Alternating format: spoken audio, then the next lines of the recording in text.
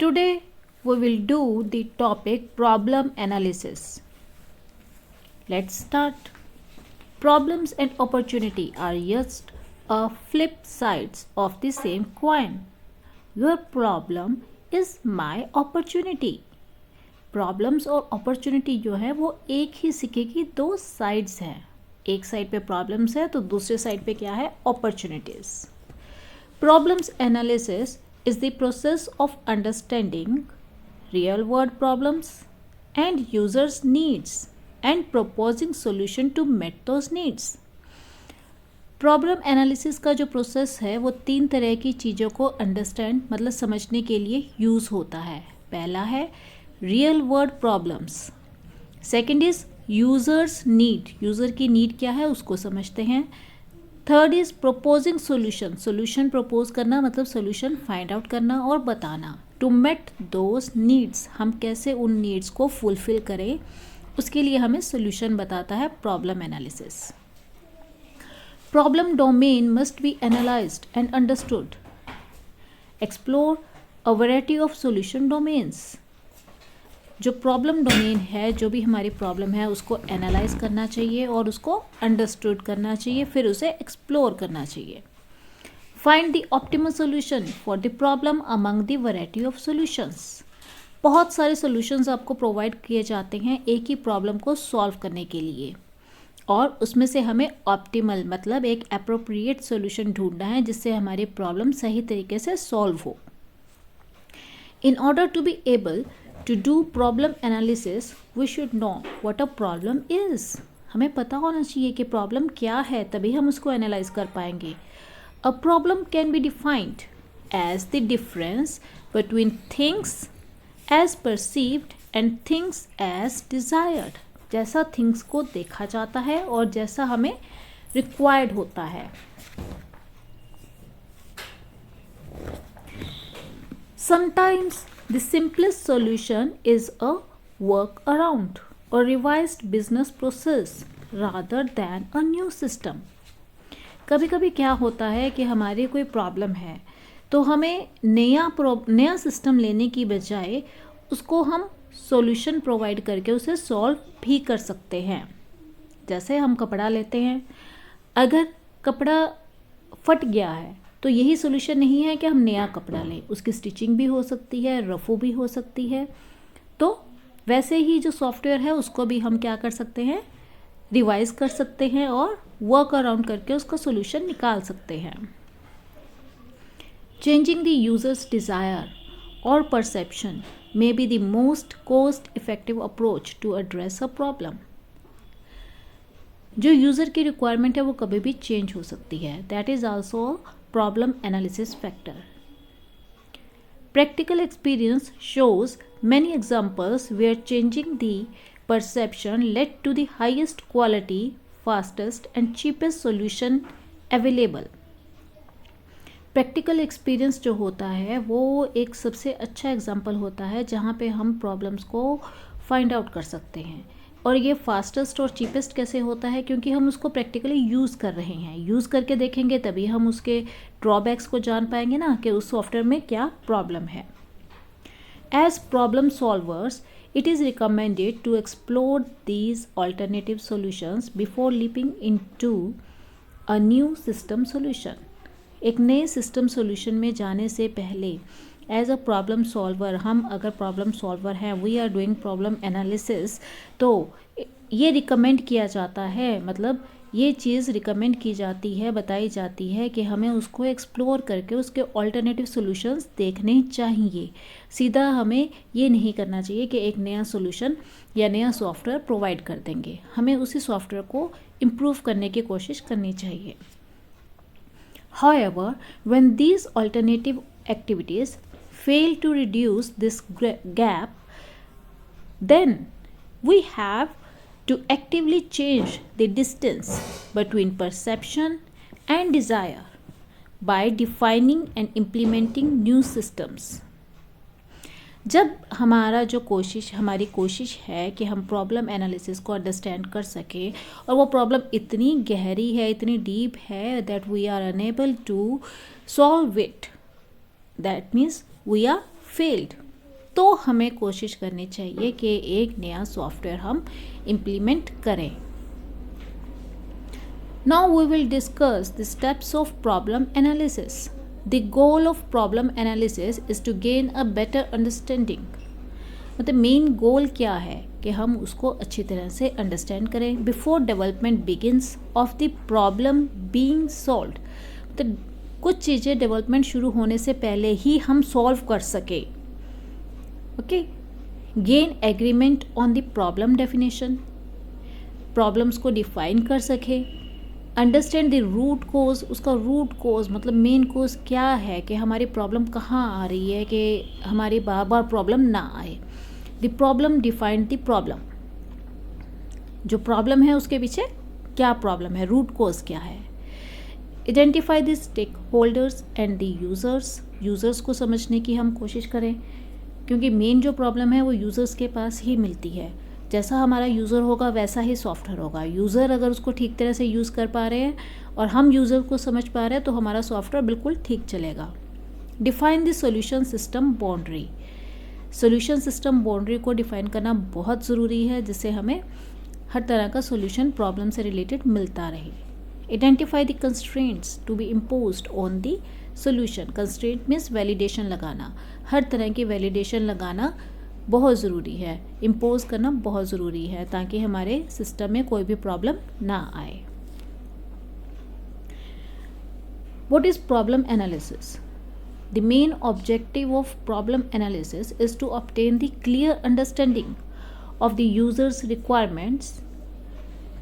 हमें clearly understand क्या करना है, यूज़र की रिक्वायरमेंट्स, तभी हम प्रॉब्लम को एनालाइज कर पाएंगे. Main point is users requirements. An analyst creates dramatic models of a target or proposed system. Analyst क्या करता है, एक डायग्रामेटिक मतलब डायग्राम की फॉर्म में मॉडल्स प्रिपेयर करता है प्रपोज्ड सिस्टम, जो भी हमें सिस्टम बनाना है उसकी. किस लिए? To understand the system and communicate.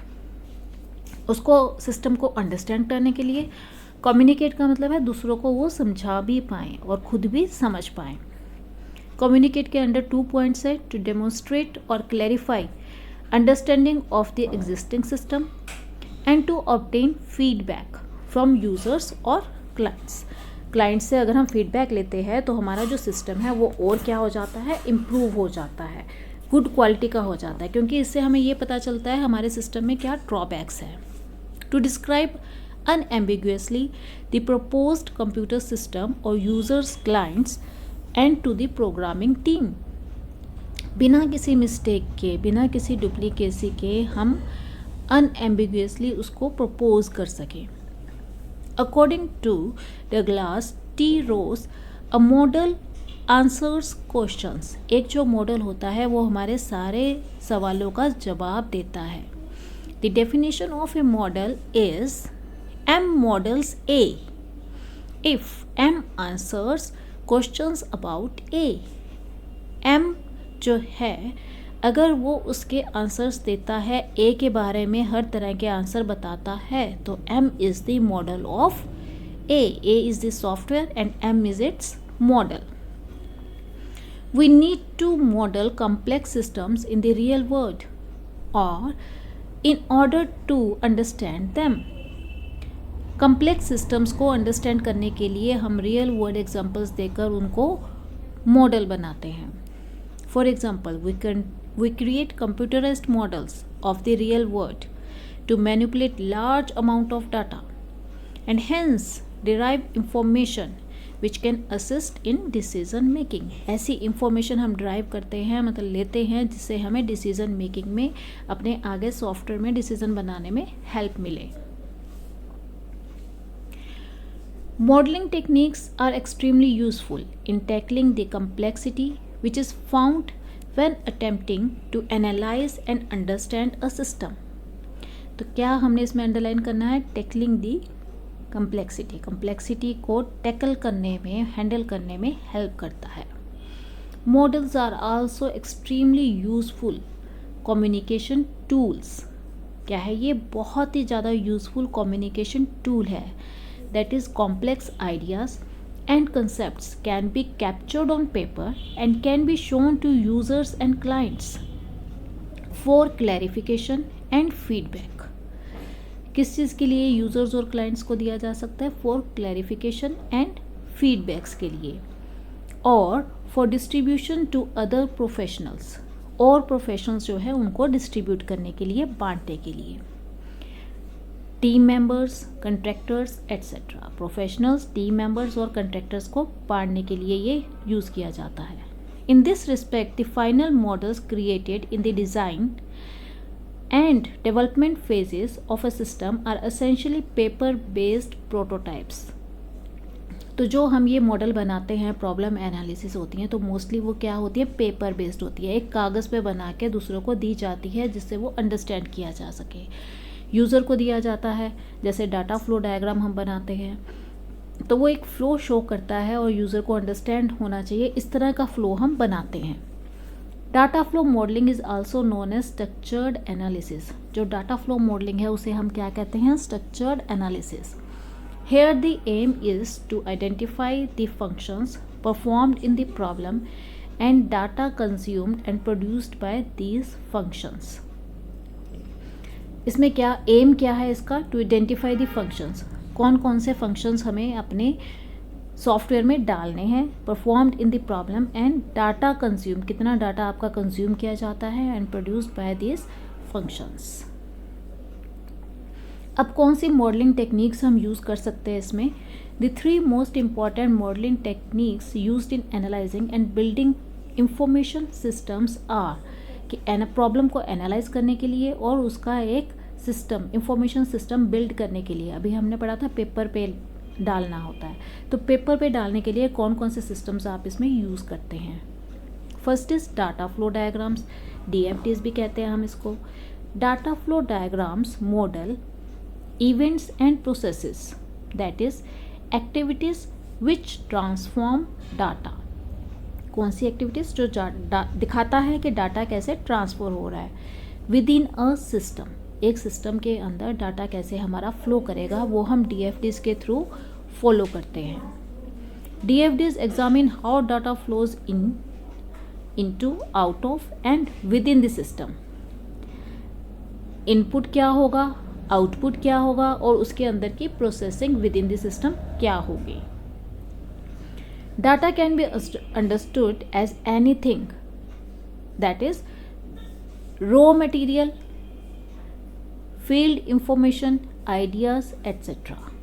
Data कुछ भी हो सकता है, which is processed within the system as shown. Process 1, process 2 input है, फिर प्रोसेसिंग हुई उसके, डाटा प्रोसेस्ड, और फिर क्या है?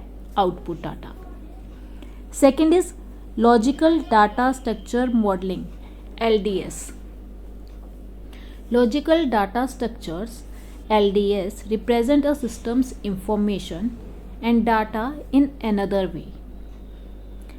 LDS map the underlying data structures as entity types, entity attributes, and the relationships between the entity. LDS क्या क्या करता है? Entity types, entity attributes, and relationships between the entity as shown in figure.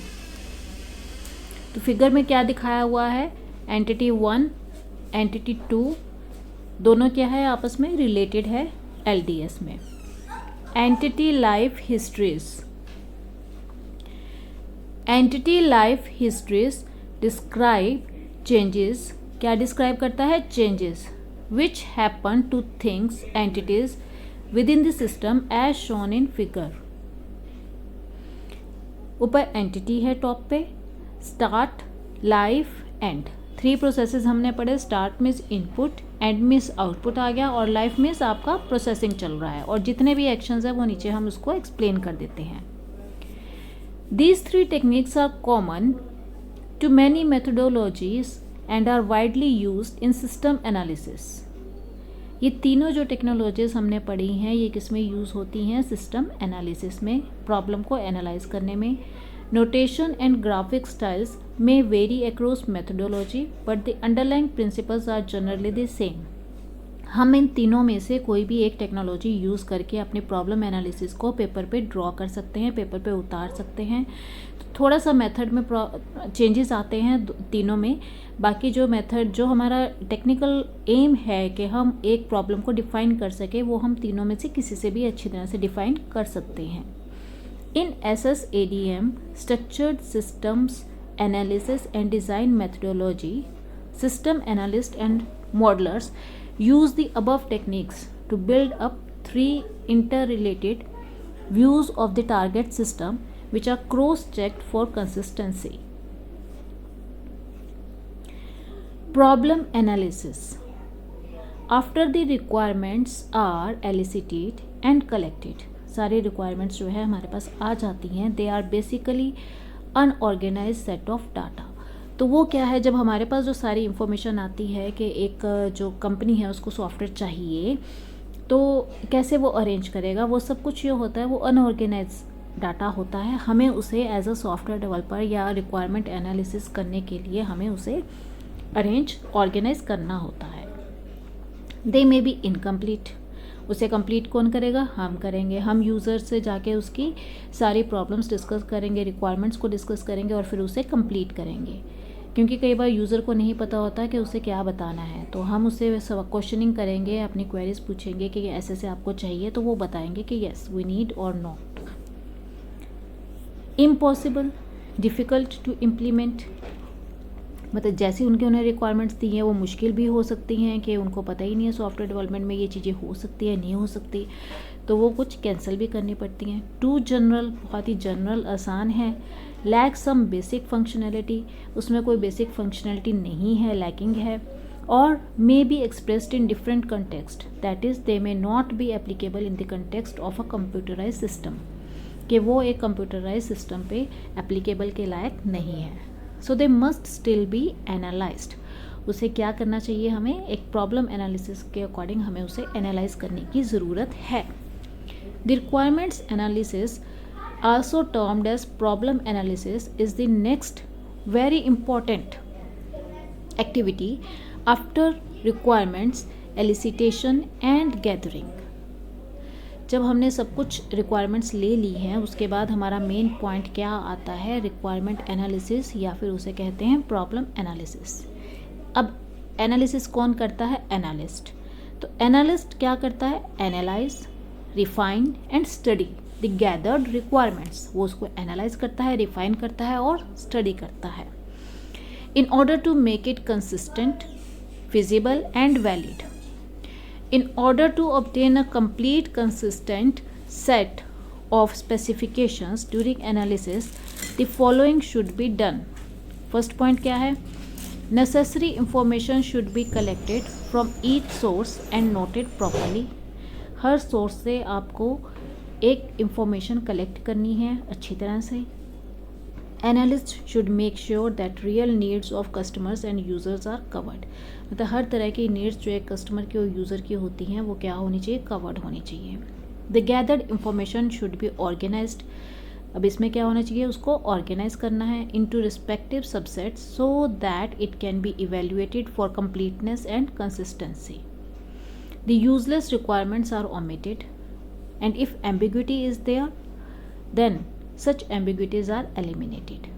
जो useless requirements है वो delete की जाती हैं, और जो अगर एम्बिग्विटी है, कोई उसमें रिडेंडेंसी है, तो उसको क्या किया जाता है? एलिमिनेट किया जाता है, सब सोल्यूशन सॉल्व किया जाता है. This makes each requirement clear and specific. जो रिक्वायरमेंट है वो आपकी क्लियर और स्पेसिफिक होनी चाहिए.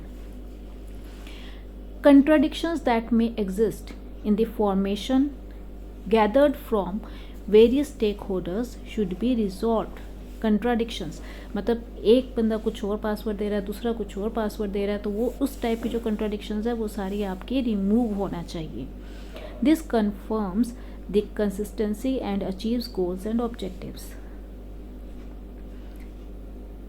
इनकम्प्लीट सेट ऑफ रिक्वायरमेंट्स, जो आपके सेट ऑफ रिक्वायरमेंट्स है that should not be incomplete. उसे कंप्लीट करना एक एनालिस्ट का फ़र्ज़ है, ड्यूटी है.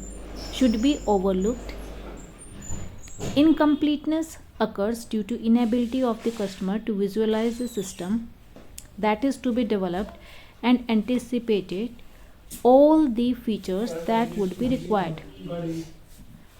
An experienced analyst can easily detect such missing requirements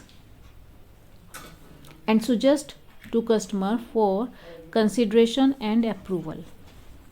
और एनालिस्ट से उसको सारी मिसिंग जो रिक्वायरमेंट्स है एनालिस्ट को उसे देखनी पड़ती है.